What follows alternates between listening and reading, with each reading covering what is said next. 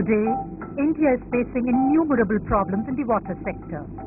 The prolonged mismanagement of natural resources has resulted in a rising scarcity of water for irrigation and domestic uses.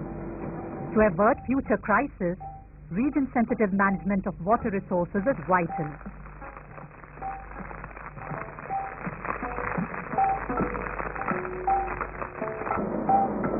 The semi-arid, drought-prone region of Rayalaseema in Andhra Pradesh, like the rest of the Deccan Plateau, lacks access to perennial glacier-fed rivers such as those in northern India. The Rayalaseema region depends solely on rainfall for its irrigation and water needs. The meager waters of the rain-fed rivers Pennar and Krishna that border the Rayalaseema region remain inaccessible for irrigation, as the undulating topography of Rayalaseema makes canal irrigation highly unsuitable. The agroclimatic conditions of this region are specially suited to the use of tanks for rainwater harvesting. Since Vedic times, Rayalaseema has relied on tanks and wells for 75% of its irrigation and water needs. In the last century, however, the area irrigated by tanks in this region has declined by an alarming 66%. The sloping terrain of Rayalaseema receives 500 to 700 millimeters of annual rainfall during its brief 3-month monsoon.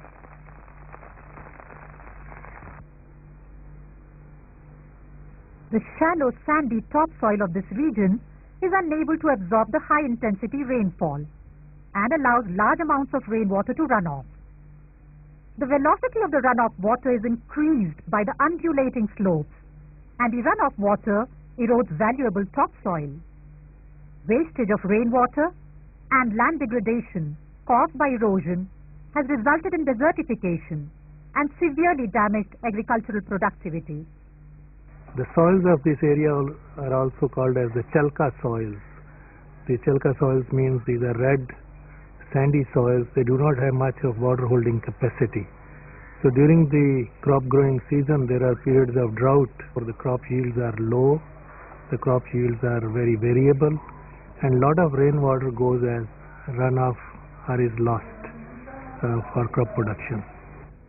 Tanks, or cherubus as they are locally known, are specially suitable for rainwater harvesting and storage.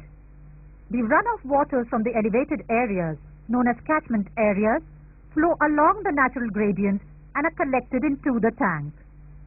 The fields lower along the natural gradient, which use tank water for irrigation, are known as the tank's command area. A tank resembles a basin with 3 sides. These embankments are known as the bund of the tank. When a tank is at full capacity, about once in 10 years, an excess weir allows surplus water to flow out. Tank water usage is controlled by a sluice gate built into the tank bund. When the sluice gate is lifted, the stored tank water flows out to provide irrigation to the command area.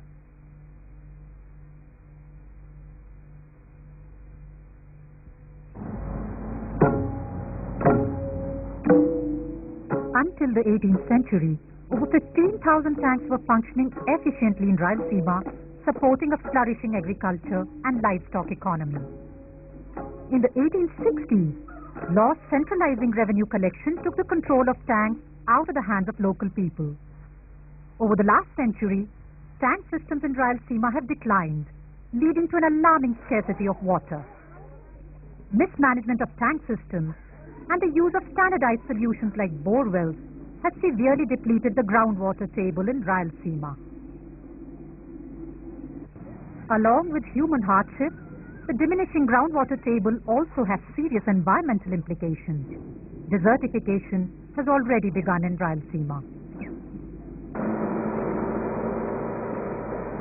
In the early 1990s, SPWD, the Society for Promotion of Wastelands Development, started a tank rehabilitation program in Rayalaseema funded by the Royal Netherlands government. SPWD chose tanks as a key to promote the joint management of forests, land, and water resources at a grassroots level.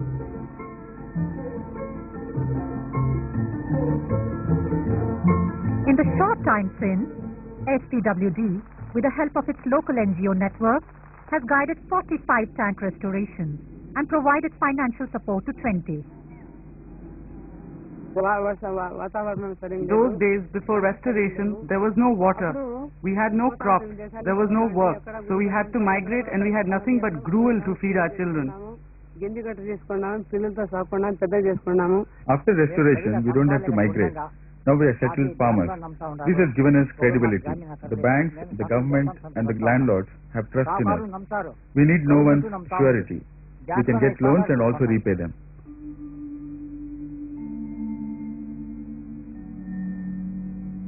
The catchment areas of tanks often border one side of the tank. This allows the runoff rainwater to drain along the natural gradient directly into the tank. When there is a distance between a tank and its catchment area, feeder channels need to be built to divert the catchment area's runoff water into the tank. The collected water is retained within the tank by the bund. A tank bund consists of one major embankment across the line of drainage and two embankments that run along backwards up to the line of drainage. Bunds are built using traditional stone revetment and sand or with cement and stone.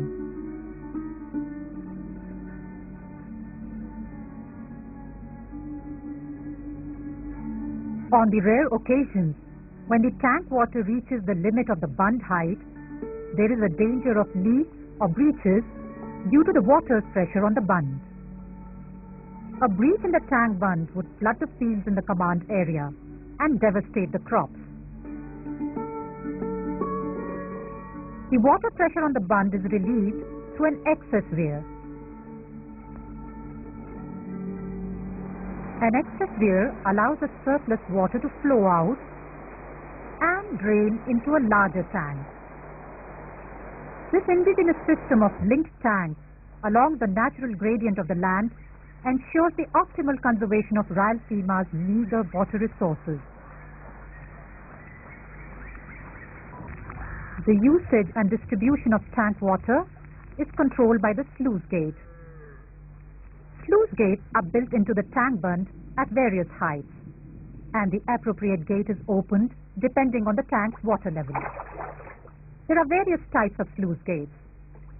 Some sluice gates are very basic stone-block structures prone to leakages. Other sluice gates have simple rod attachments used to lift up the gate. A lock and key sluice gate is advisable to ensure that tank water is used fairly by all. The tank water flows out of the sluice gate into the low-lying fields of the command area through supply channels which can be blocked and unblocked according to irrigation needs of specific crops.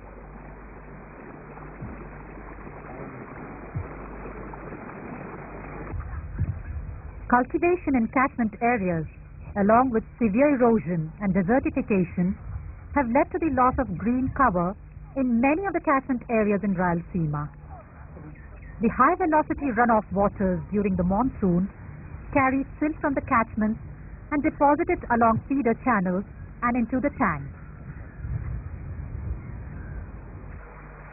Silt accumulation causes blockages in feeder channels. Build-up of silt in the tanks raises the tank beds, thus decreasing the water